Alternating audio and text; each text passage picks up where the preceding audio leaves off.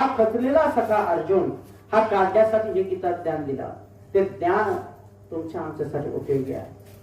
प्रथम वेद वाचवले, नंतर संपत्ती वाचवली, नंतर सत्ता वाचवली, नंतर दिलेलं गीता ज्ञान स्वमुखे आरोहण किंवा जो भगवान श्रीकृष्ण उवाच सगळं गीता ज्ञान सांगण्याचा उद्देश काय? सुख. सुख म्हणजे काय?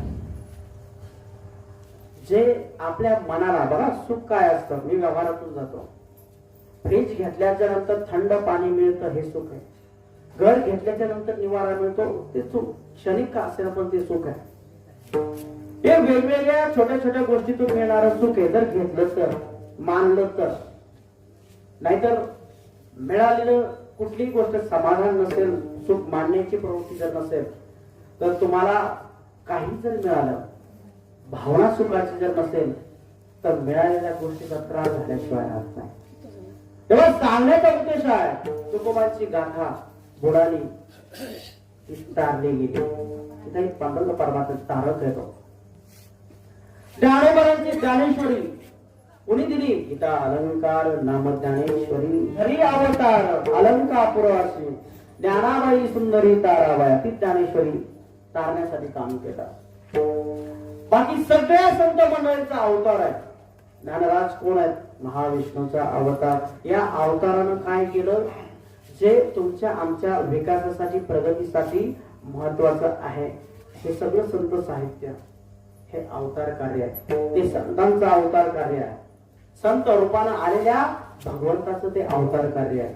तेव्हा ते काही भगवंतानं ठेवलेलं आहे ते काय आहे? हे सगळं साहित्य जे आहे गाथा वाचल्याच्या नंतर आपला हा माथा प्रकाशमान होतो. आज 2-3 तास मी बोलतोय, माझं सामर्थ्य नाहीये.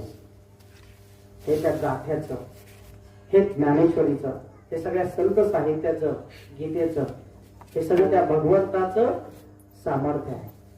आणि हे काय ऐकल्याच्या नंतर तुम्हाला आनंद वाटला, सुख वाटलं, सुख.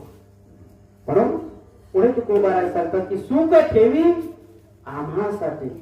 हे सगळं साहित्य जे ठेवलेलं आहे अवतार आहे तो भगवान परमात्मा येतो. या कथा आहेत त्याच्या, ही त्याच्या भक्ती कथा, भक्ती रूपात. तो नक्कीच आल्याशिवाय राहत नाही. तो धावतो, संकटात येतो. हे समजल्याच्या नंतर तो भक्त त्याच्याकडून अपेक्षा ठेवतो.